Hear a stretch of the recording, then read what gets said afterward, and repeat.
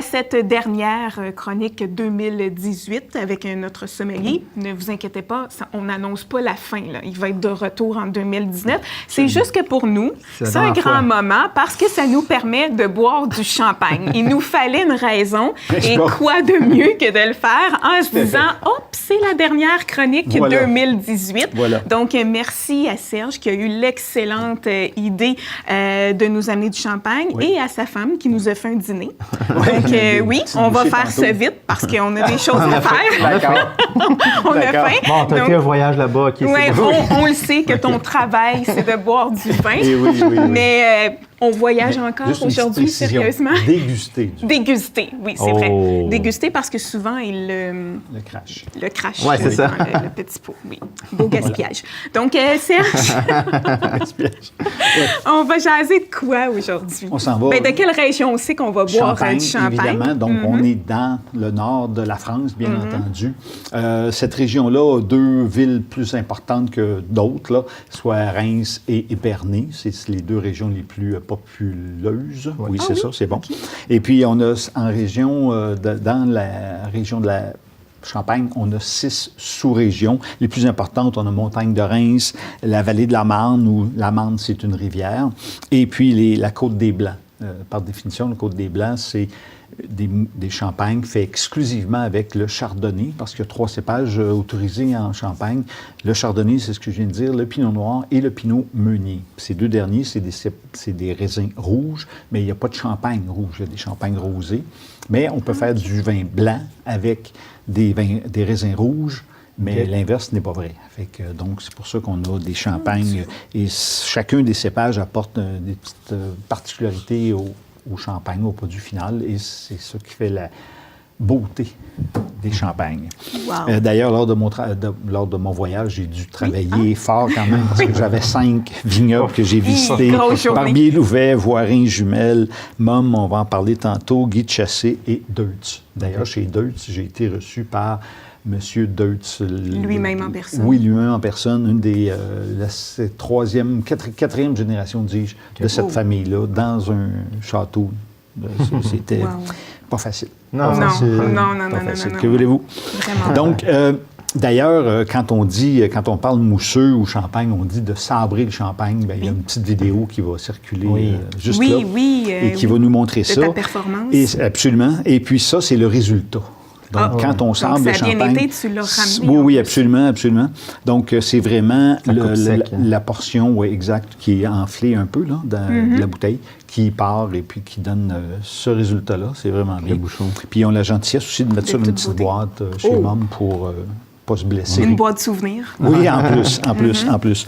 Donc, cordon rouge, c'est ce qu'on va déguster aujourd'hui. On est à Épernay. Puis la raison du cordon rouge, pourquoi on appelle ça, c'est que traditionnellement, cette maison-là a mis des cordes, parce que jadis, c'était un vrai cordon en soie. Et c'était pour souligner l'apport ou une façon de remercier leurs meilleurs clients. Okay. Donc, d'où le cordon rouge. Et là, bien, maintenant, il est plus imprimé, bien entendu, mais il est quand même là. Ça veut dire, dites-vous que lorsque vous prenez une bouteille de Mumm, vous êtes considéré par Mumm d'un client important. Oh! Hein? C'est pas rien, ça. N'est-ce pas? Et Mumm, c'est quand même une grosse institution, là. En Champagne, on parle des caves pour entreposer le précieux liquide dans les bouteilles. On parle de 25 km de caves souterraines. C'est immense. Tu peux te perdre, bien entendu. Tu peux mourir de faim, mais jamais de soif. Ça, c'est vrai. Heureusement. Heureusement. J'aime ça. Le liquide, tu sais, c'est important parce que chez Mumm, on produit environ 8 à 9 millions de bouteilles de champagne par année. Donc, c'est quand même beaucoup de liquide. C'est pour ça qu'ils habitent dans un Tu disais que dans la cave, il y en a comme en stock énorme. Oui. C'est énorme. Là. Bien, j'ai pas le chiffre exact parce que c'est comme un secret industriel, mais on m'avait dit que chaque Français pourrait avoir au moins une bouteille. Fait qu'au moins, c'est 66 millions de Français. Donc, au moins, fait qu'on peut sûrement compter... 1,2 bouteilles par personne. Peut-être. Donc, c'est quelque chose. Et comme, évidemment, quand tu produis 8 à 9 millions de bouteilles par année, ça te prend de l'automatisation. Donc, ils ont des machines qui aide pour l'embouteillage et aussi à la fin pour mettre en caisse, étiqueter. Et c'est impressionnant à voir aller. Les photos que j'ai d'ailleurs sont un petit peu embrouillées parce que ça marche, ça va tellement rapidement, c'est incroyable. Et puis, évidemment, après la visite, il y avait une dégustation. Ben oui. Quand même. Chouette. Quand même. On ne peut pas repartir Et puis sans non, goûter. c'est ça. Et c'est la plus belle salle de dégustation que j'ai jamais vue de ma vie. Une belle grande table. Et puis à chaque place, on a un petit lavabo pour cracher, c'est plus chic. Et un petit œil magique qui fait que, boum, il y a de l'eau qui circule. Puis là, Pour enlever le tout immédiatement. pour enlever le tout, oui, voilà.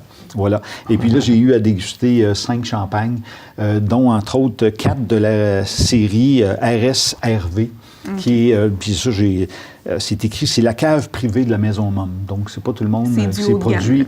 Oui, exactement, en plus petite quantité. Et puis, j'ai eu cette chance de déguster ça. Il n'y en a aucun disponible ici au Québec.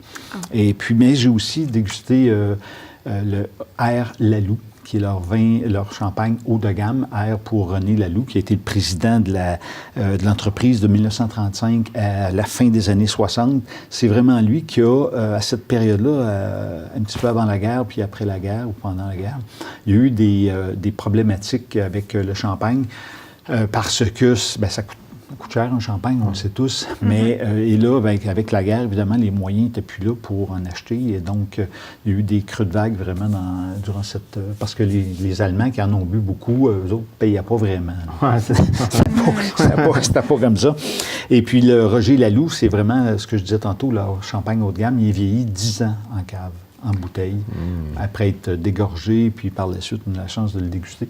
J'ai été obligé de le déguster. Donc, je peux vous assurer, cependant, que c'est un champagne extraordinaire, des bulles fines, là. Je n'avais jamais dégusté ça auparavant. Enfin, mais voilà. Fait que ça a été... et aussi, j'ai eu la chance de visiter le moulin de Verzonnet, et qui est leur propriété. C'est là que j'ai eu la chance de sabrer le champagne. Et j'ai été reçu à manger aussi, et, dans une salle à manger qui avait conçue pour 25 à 30 personnes. On était 3. Moi, ma femme et Émilie Langleron, qui est la dame qui était assistante du maître de chai pour faire les assemblages et qui était notre guide. On était vraiment privilégiés. Donc, tout ça dans un cadre de travail, on le rappelle. Oui, Oui, excessivement toujours, important. toujours. C'est Excessivement pas des important. vacances. Donc, pour quand on veut ouvrir une tu vas bouteille nous montrer, oui, de parce que c'est toujours un champagne moment mousseux. où est-ce qu'on a une peut-être. certaine crainte. Il ne faut Exact, pas le exact. faire exploser. Là. Non, c'est pas ça. J'ai dit à Le tout but, monde, c'est vraiment, arrêtez. même si c'est plus festif de faire pop, c'est pas la bonne méthode parce que on perd beaucoup de gaz d'un seul coup. Et là, déjà, je le sens partir. Donc, c'est toujours important. Et voilà. Ben, ça prend pas. Je vous ai dit ce que je Mon fallait Dieu, pas c'est faire. facile, finalement. Oui, celui-là. Bien, pour un champagne, il y a quand même 6 Faut barres de pression. juste tourner. Oui, légèrement. Légèrement. En fait, c'est Et tourner puis- la bouteille dans sa main. Oui, C'est moi, ça. je tourne la bouteille. On tient le Donc, bouchon. plutôt Parfait. que On de tient le tourner, bouchon et on tourne la donc, on bouteille. tourne légèrement OK. la bouteille, et puis là, ça va faire ça. Donc, je vais vous servir. On peut voir la mousse, madame. Merci, Voilà. monsieur. Et voilà. Hop, puis on entend Quel beau. une musique de bulle. là. Oui, hein? On voit Merci, la j'entends. mousse très généreuse. Donc, évidemment, pour déguster un champagne, il faut attendre un petit peu que Oui, que les bulles les bulles s'évaporent. descendent, parce que sinon, ça Ah, pogne ça un peu prend- dans ouais, le nez. ça C'est direct dans le nez. C'est un peu comme- désagréable. C'est comme de la bière. Et donc, ici, on est en Champagne. C'est un assemblage des 3 cépages que je mentionnais tantôt. Pinot Noir, Chardonnay, Pinot Meunier. Je n'ai pas dans des proportions égales, mais c'est sensiblement... en tout cas, c'est ces 3 variétés-là, nécessairement, qui en sont composées. Et chez Mumm, pour produire un champagne, il faut que ce soit minimum 18 mois dans la bouteille, ce qu'on dit sur lit, mais ici, c'est 24 mois chez Celui-ci? Mumm. Oui, exact. OK. Donc, au niveau au nez, on a le côté brioché, un petit peu de fruits aussi. C'est vraiment agréable. Puis, on a encore les belles bulles là, qui sont toujours présentes. Oui, c'est vrai. Et en bouche maintenant. Hop, c'est le moment. Ah, c'est fin. Hein. Oh là là. C'est gentil, gentil. Ah, oui, tout à fait. C'est La belle mousse. Je suis persuadé qu'avec les petites bouchées, tantôt, on va apprécier. Oui, sûrement. On va Et regarder. bon, comme tous les champagnes, évidemment, on l'a mentionné tantôt, c'est quand même pas donné, mais c'est un beau rapport qualité-prix. On est à 59 et 75. 59. Mais le 8 décembre bonne prochain, nouvelle, parce qu'aujourd'hui, c'est on est le Noël 4. dans quelques jours. Oui, est proche. Donc, le 8 décembre prochain, il y a un rabais de 12 $ sur la bouteille de Mumm.